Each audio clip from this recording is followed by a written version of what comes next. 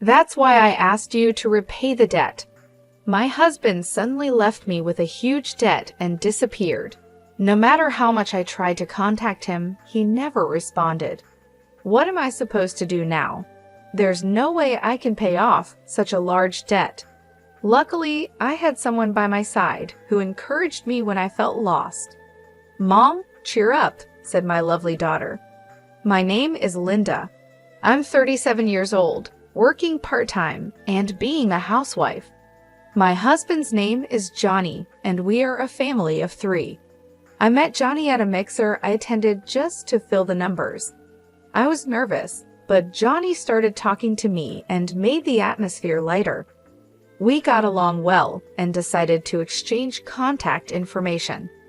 As we continued to communicate, special feelings grew between us. It didn't take long for us to start dating. Who would have thought I'd end up in a relationship with someone I met at a mixer? After our first date, I told my older sister Laura about Johnny. Laura laughed and said, "Really? I never thought you'd choose a boyfriend from a mixer. I assumed you'd date someone from work or something." I've always been quiet and not good at socializing. Even as an adult, I rarely went to parties or gatherings. It's an unexpected twist, right? I went to the mixer as a favor to make up the numbers. When I showed Laura a photo from my date with Johnny, she said, "He's surprisingly handsome." We then updated each other about our lives and decided to part ways for the day. Laura is still single and doesn't seem interested in getting married or having a boyfriend. She enjoys her single life, finding it more relaxed and comfortable. I understand that mindset, but my heart is set on a future with Johnny. If our relationship goes well and we get married and have children, it would be wonderful. On my way home after talking with Laura, I couldn't stop smiling. A few years later, I married Johnny. I remember vividly when he proposed. I was so emotional and couldn't hold back my tears. We moved into a new apartment, marking the start of our married life. Living with Johnny every day felt surreal, almost like a dream since we had lived separately before marriage. Because of our different work hours, we rarely came home at the same time. But we always ate dinner together, slept under the same blanket, and cherished the moments we shared. On our days off, we would relax at home or go for drives, making the most of our time together. A few months later, we were blessed with a child, a tiny and adorable girl named Kelly. The joy of her birth is something I'll never forget. Our parents and relatives were also overjoyed and sent many gifts. Before giving birth to Kelly, I quit my job to dedicate myself to my family. Johnny always thought of us and helped with housework and childcare, even when he was tired. He would say, "I'll take care of Kelly so you can rest." I truly married a wonderful person. Living with Johnny, who treasures us, has been heartwarming. However, a few years later, I deeply regretted marrying Johnny. Several years after Kelly's birth, Johnny suddenly quit his job. He explained that he had issues with a new boss, which affected his mental well-being, and he reached his breaking point. I understand why he left, but I was bothered that he didn't discuss it with me first. Of course, resigning is an option if a husband faces challenges at work, but our family relies on Johnny's salary. He should have talked to me before making such a big decision. That was so sudden. Have you already thought about your next job? I asked. Yeah, don't worry. I'll figure something out, Johnny replied vaguely, but his response didn't ease my worries. All I can do now is trust him. Fortunately, Johnny found a new job quickly, which was a relief. I also thought about working, but since Kelly is still young, I want to be there for her at home. Is everything okay at the new job? Have you settled in? I asked. Yeah, somehow, he replied. Did something happen? Are you not getting along with your boss or colleagues? I asked, worried. I told you I'm fine. Don't worry too much. Look, I'll take care of Kelly so you can take a bath. Really? Thank you. He seemed different from usual, but I felt that asking more might upset him. So I handed Kelly to him and went to take a bath. A few days later, Johnny came home looking upset. As I tried to ask him what happened, memories of the past flashed through my mind. I remembered when he suddenly announced his resignation. Did he quit his job again so soon? Sadly, my suspicions were right. "I quit my job," he said. "Why?" "I just couldn't get along with the people there. I couldn't stand being directed by someone much younger than me. I just couldn't bear it anymore." "I see, but we'll get through this. We'll find another job. I'll help in any way I can," I said, trying to stay positive. Suddenly, Johnny's expression changed, and he raised his voice. "Hey, what's with that look?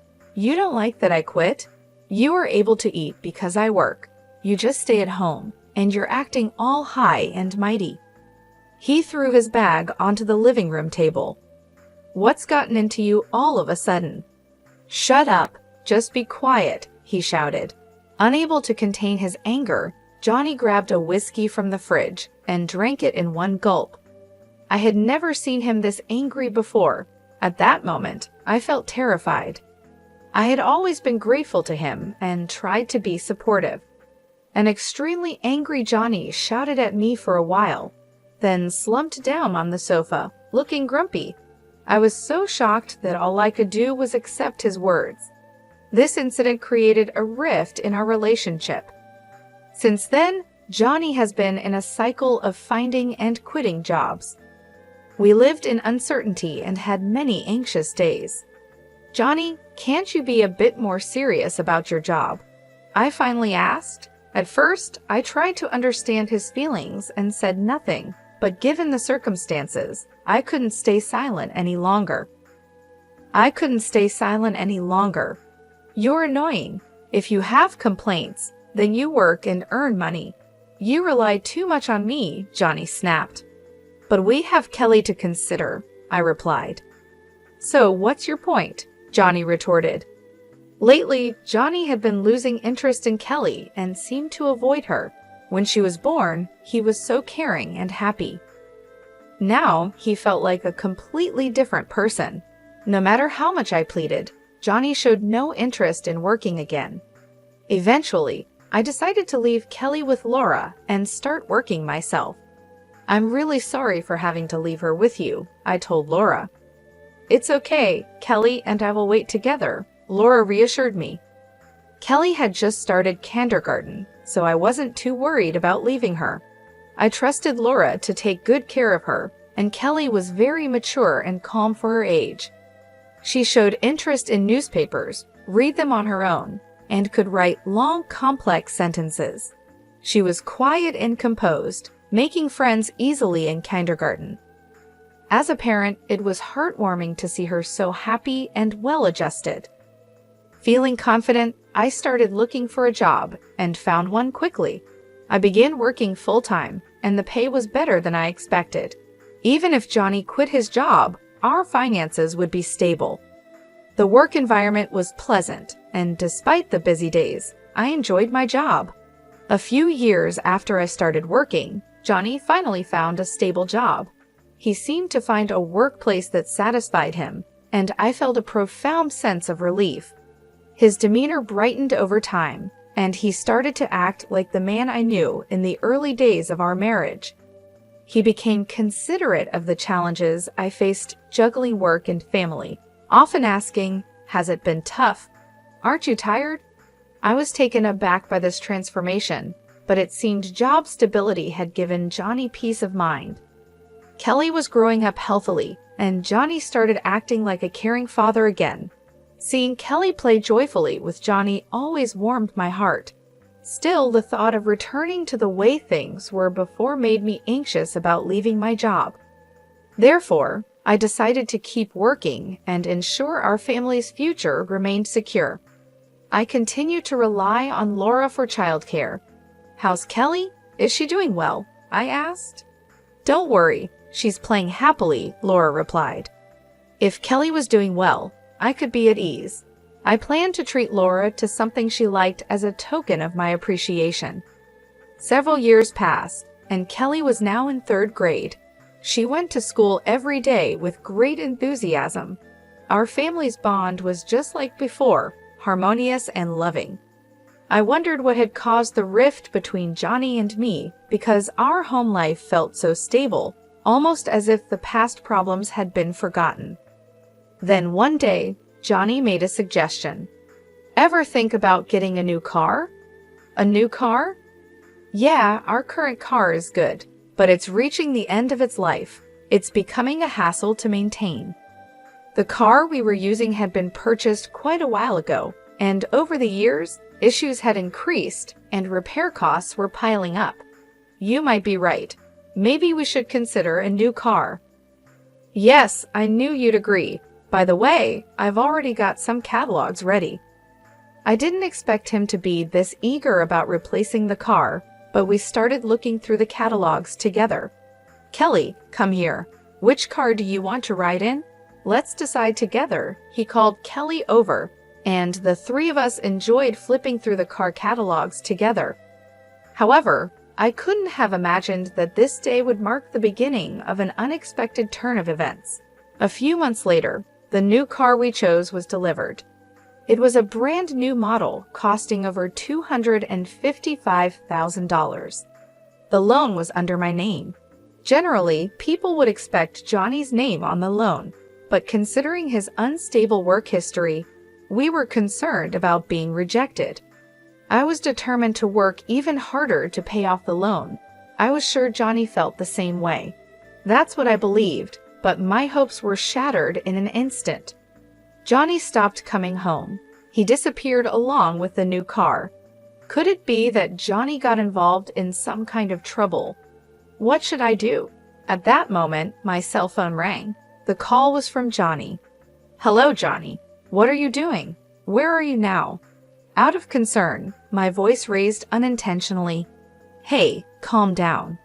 But you disappeared all of a sudden, and the new car is gone.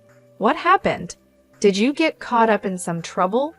I tried to express how worried I had been, but Johnny laughed at my concerns and said something unbelievable.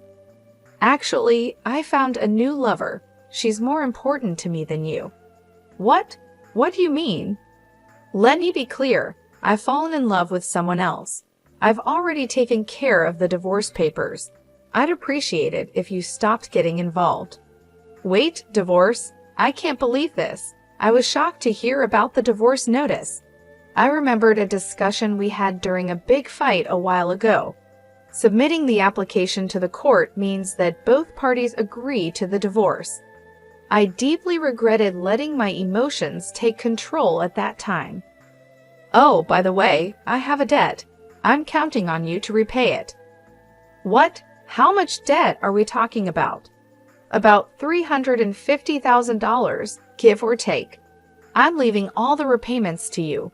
With those words, Johnny abruptly hung up the phone. I never thought something like this would happen to me. Were all his kind smiles in the past just lies? As these thoughts crossed my mind, I felt the strength drain from my body. Mom, what happened? Kelly rushed over, looking concerned as I slumped to the floor. It's okay, honey. Thank you. I tried to put on a brave face, but inside I was filled with anxiety. How will I manage our life now with such a massive debt looming over us? The thought of $350,000 made me feel suffocated. On top of that, there was still the car loan to think about. In a state of panic, I decided to check my bank balance. I searched the closet, drawers, kitchen, bedroom, everywhere. My ATM card was nowhere to be found. Frantically, I launched my bank app on my smartphone. To my horror, the account balance had significantly decreased. Of course, I had no memory of withdrawing such an amount. Johnny was the only suspect. I tried to contact him, but there was no response. It's all over, I thought, feeling my mind go blank. I decided to focus on earning money. I kept this a secret from Laura to avoid unnecessary worry, and from young Kelly as well. A few weeks after Johnny disappeared, I lost consciousness at work. When I came to, I found myself lying in a hospital bed. Where am I? Linda, are you awake? Laura, with a shaken expression, entered the room with Kelly standing beside her. It seemed I had fainted due to extreme stress. I was told I needed to stay in the hospital for several days for more tests. Hospitalized? What should I do after you're discharged? Let's talk about Johnny. Kelly told me everything. Kelly told you. Did you know? Actually, I overheard Dad's phone call. I was surprised to find out that Kelly knew the truth. When it was time for my discharge, I felt down, worrying that Laura might point out I shouldn't have let Kelly know. The next day, various tests were conducted.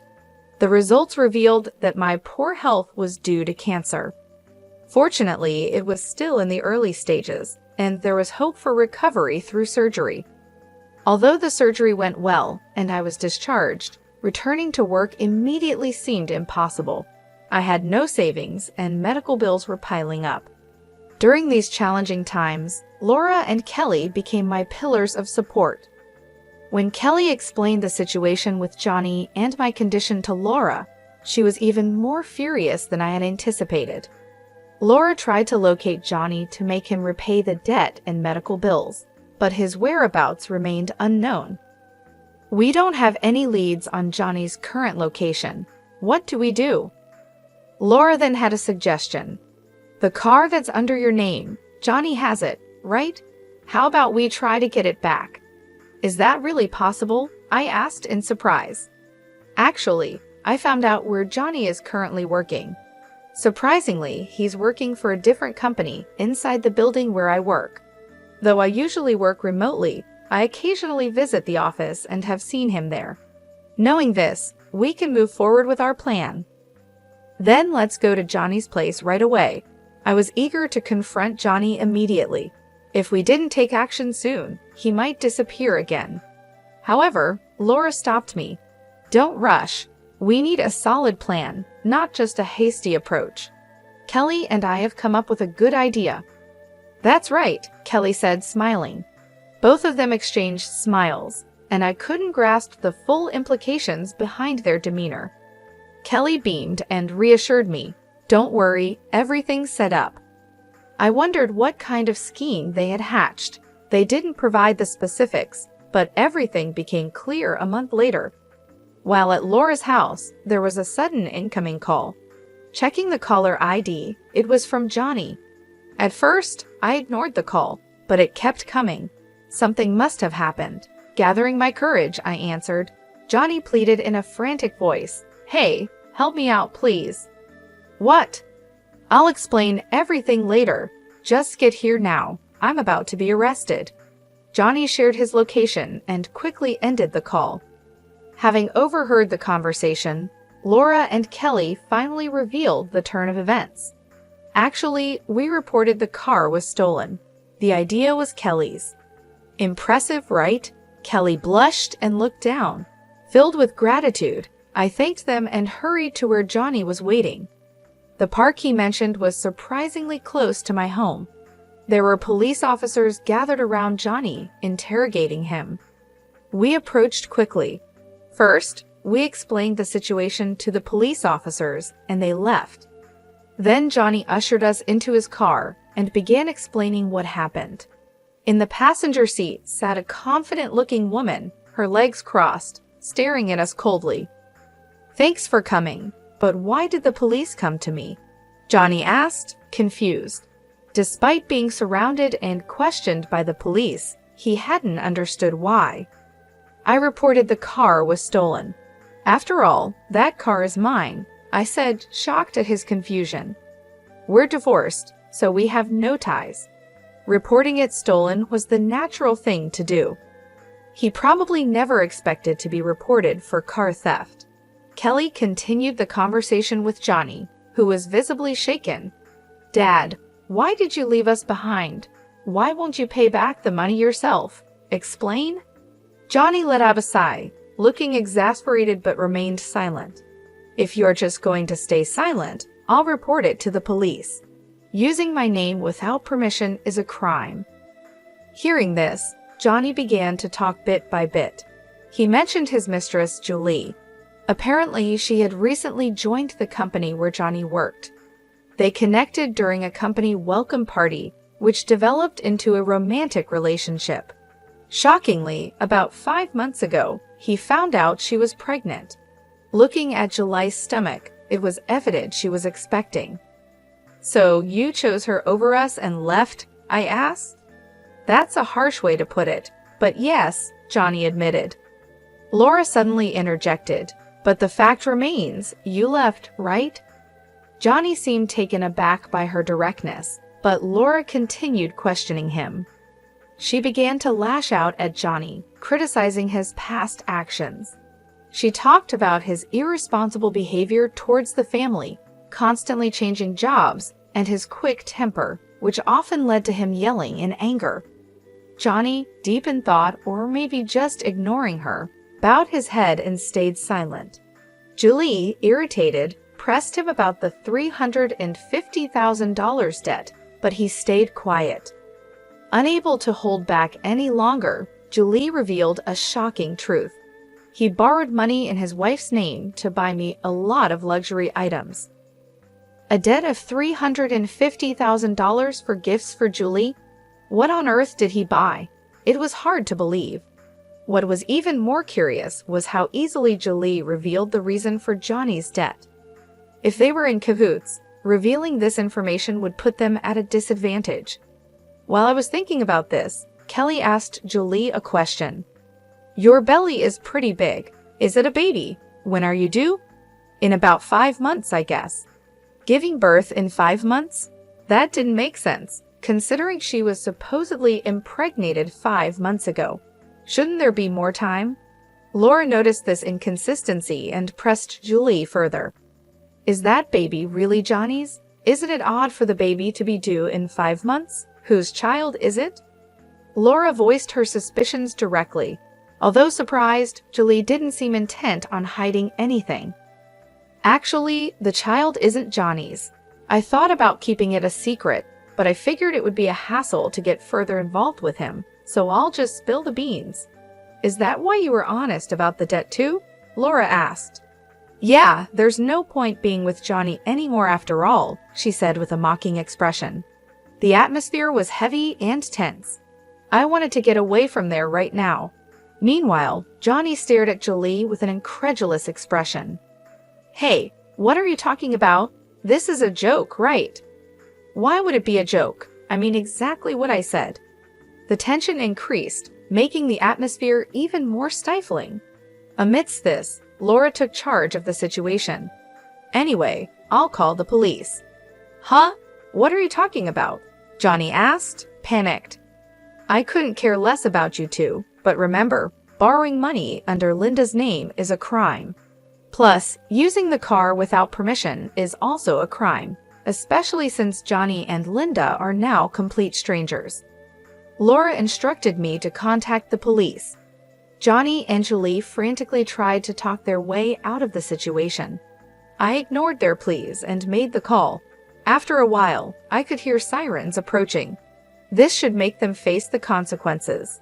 The issues regarding the debt and the car should be on their way to resolution. I felt a huge relief. Finally, things were sorted out. In the end, Johnny and Julie faced legal action. They didn't end up in prison, but they had to take on responsibilities like compensation payments, repaying the debt, and child support. Several times, they tried to reduce the payments through lawyers, but a secret recording that Kelly had made was used as evidence, so their requests were denied. Kelly had made the recording because of a scene from a TV show she had watched with Laura. While I thought she was really quick-witted, I couldn't help but wonder what kind of shows Laura had shown Kelly. After all that, Kelly and I now live with Laura. Kelly didn't face any issues commuting to school since it was close to our previous home. The car was safely returned, and it seems Johnny is somehow managing the debt. If Johnny hadn't made those wrong decisions, he wouldn't have had to face such hardships. In this whole incident, the presence of Laura and Kelly was significant, and thanks to them, the situation is heading towards resolution. I'll work hard from now on, hoping for a peaceful life with the two of them.